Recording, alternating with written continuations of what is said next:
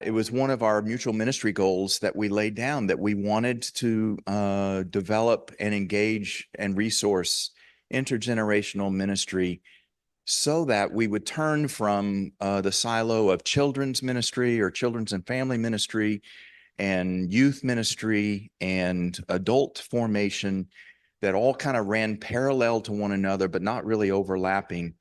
And the opportunity for us to see how we can engage across the generations in meaningful and relational ways. Churches are one of the few places left in society that are naturally at least multi-generational. So I want to talk about the differences between being multi-generational, cross-generational, and intergenerational.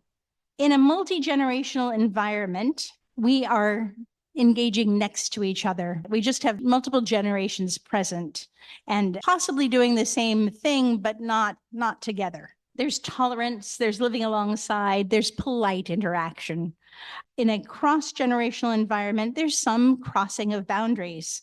There's some sharing, some listening, some learning, but no transformation yet. But in an intergenerational environment, there is comprehensive mutuality, reciprocity, and equality. And that makes transformation more likely.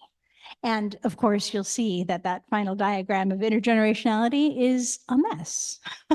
It's a little chaotic. In essence, the trajectory from multi to inter involves a greater depth of relationship, a change in the nature of the relationship, and an increasing openness to being changed through relationship with the person who is not like you. So the first factor won't surprise you. It's found in any healthy community. It's positive interactions. To become intergenerational, we have to push past our natural inclinations to be with those whose ages, interests, and backgrounds are most like ours. And we must seek out and start conversations with those whose experiences are not like ours. The second factor is connectedness. Intergenerational churches strive to help every generation feel as though they belong and are accepted at their own level. It's part of what defines intergenerationality itself. And once positive interactions become the norm, the age-diverse congregation becomes interconnected with each other.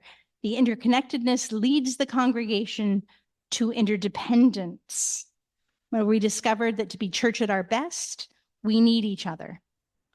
Interdependence is also how we understand ourselves as the body of Christ.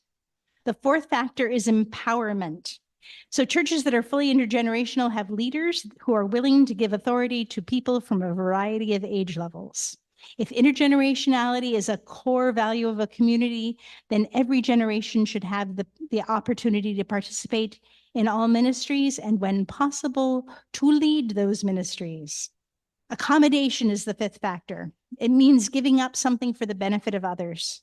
The perspectives and needs of every generation should be considered equitably, which is not the same as equally. Sometimes the needs of one generation will take precedence over the needs of another. Accommodation always requires empathy, and it often asks us to sacrifice or surrender, which is, in fact, the way of Jesus.